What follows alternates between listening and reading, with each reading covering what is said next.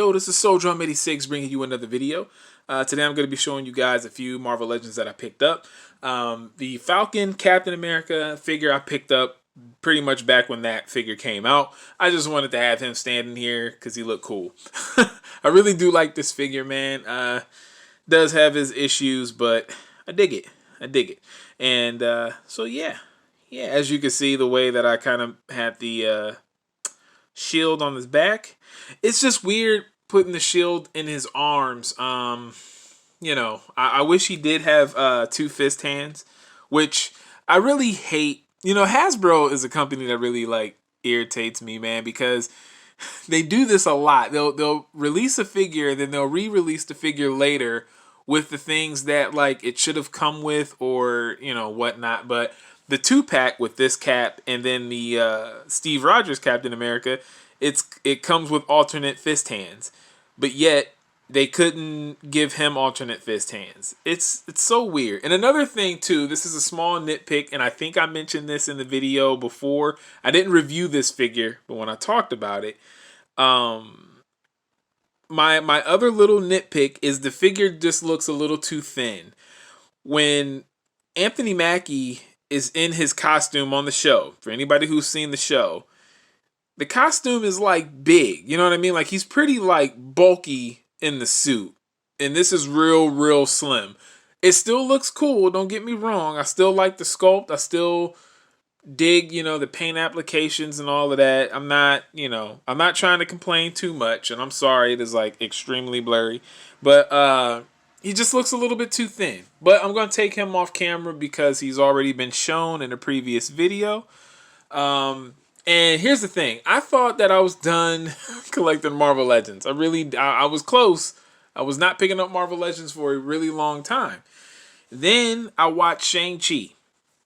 Honestly, I thought I was really kind of almost done with Marvel because after Endgame, when there was no after credit scene, for me, I was personally like gearing to like just kind of be done, and I wasn't really excited about anything Marvel announced.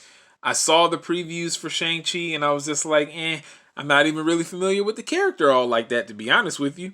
Didn't know who Shang Chi was. Like, I really didn't. I really did not know who that character was, I'll be honest. But seeing the movie, I was like, yo, this is pretty dope. And, you know, this guy was peg warming pretty much everywhere. He was like one of the easiest figures to get when this wave came out. But the Shang-Chi figure is pretty dope. And I ended up picking this up for $20 at Record Exchange. So I was very happy about that, man. Like the Record Exchange by my house, they have like I mean, it's literally like going into just like a spot for collectors now, man. They have like a full wall of like Marvel Legends, DC stuff, like McFarlane. Like they literally kind of switched out. I forgot what used to be in the back wall. I can't remember if it was just like old cassettes, but they kind of took all of that stuff out, and it's almost like you're shopping at like one big giant toy store. When you go to the back and look at Marvel Legends, and they had a few of these guys. They actually had the entire wave there, but they had a few Shang-Chi figures, and so I ended up picking this one up. And I think this is a pretty solid figure, especially for the first one. Normally, what you get with movies, I don't know if they've had this problem recently, but I know that before, whenever there was a movie that came out from Marvel and Marvel Legends was doing a figure of it, they would kind of half-ass it. Like, I remember that first wave of Guardians of the Galaxy and even Ant-Man. Like, those figures were very, like, meh. And it's almost like they did it on purpose because they didn't know how popular the movie was going to be. That's just my logic behind it. Like, I think I've even heard somebody else say that before, and it made sense. I was like, maybe they just kind of rushed the figures out not knowing how it's going to do or how it's going to be well received, and so they really don't put too much effort into the figures when they release them. But, you know, then later, like the Guardians of the Galaxy 2 Marvel Legend figures, every single one of those figures are amazing. Way better than what the first movie was. So I kind of was expecting that for Shang-Chi, just because he's definitely like a lower level character in Marvel, in terms of popularity. So I just kind of thought they would do that with this, but no, I mean, the face sculpt looks just like the actor from the movie. And just the details in this figure, just in general, they did a really good job. So I'm happy with this. I'm very, very happy with this.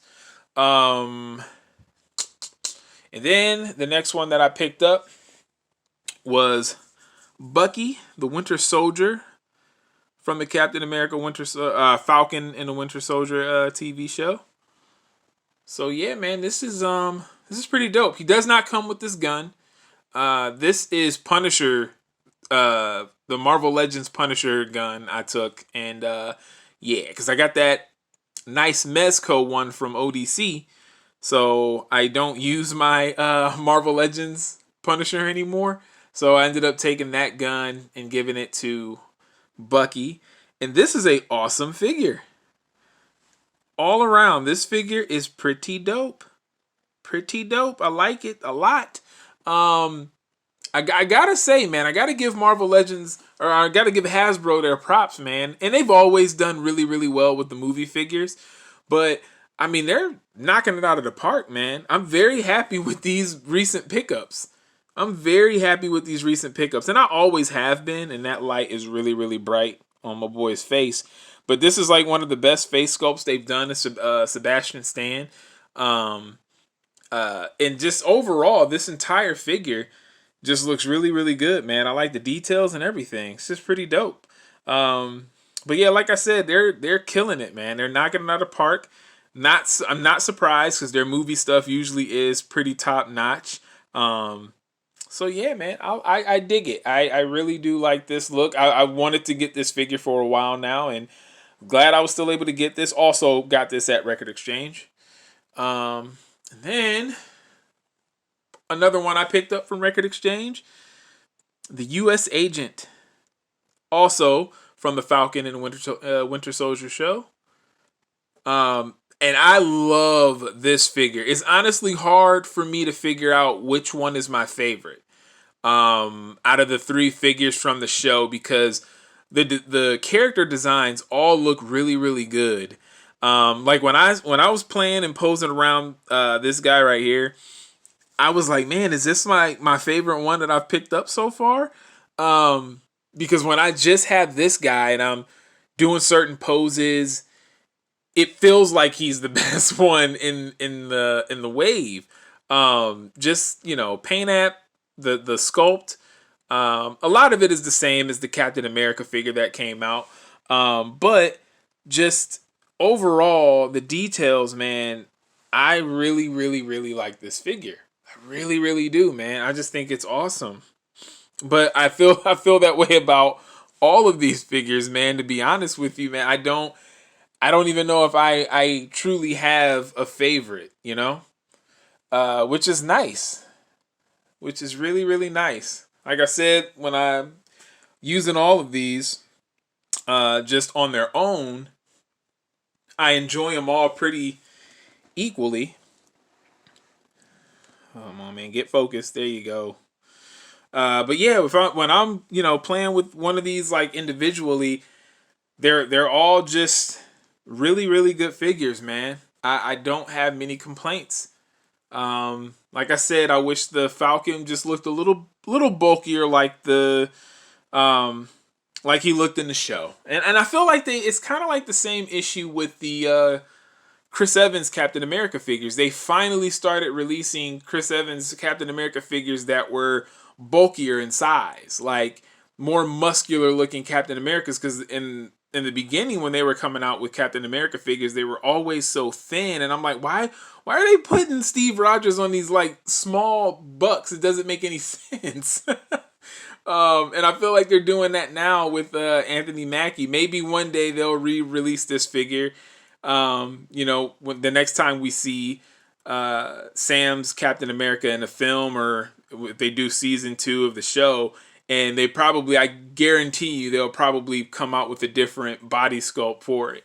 That just seems to be one of the things that they do. It's annoying, but it is what it is.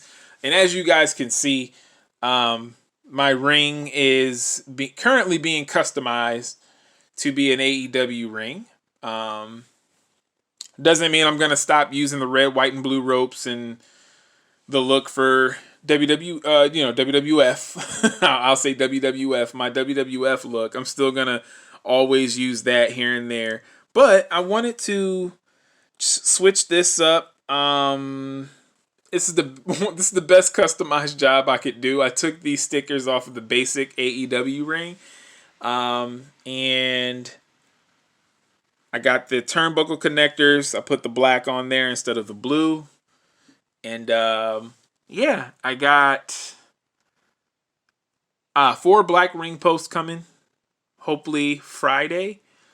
And I mean, I don't know when I'm putting this video up, so I'm actually doing this video Thursday night, Thanksgiving night. And so tomorrow I should get my stuff. I should get my 4 ring posts, and I should get my my black ropes. I needed black ropes. So yeah. Even though I have that authentic scale AEW ring, the Wicked Cool Toys ring is still just a little bit too big. So yeah. I still gotta work on the apron. I gotta find a way to customize these for this size ring. And nobody online seems to have a customizable AEW ring apron for this size ring. But anyways, man, this is what I just kind of wanted to show you guys, like some recent pickups of mine. Thank you guys for tuning in as always. Hope you had a great Thanksgiving. This is Soul Drum 86, and I'm out. Peace.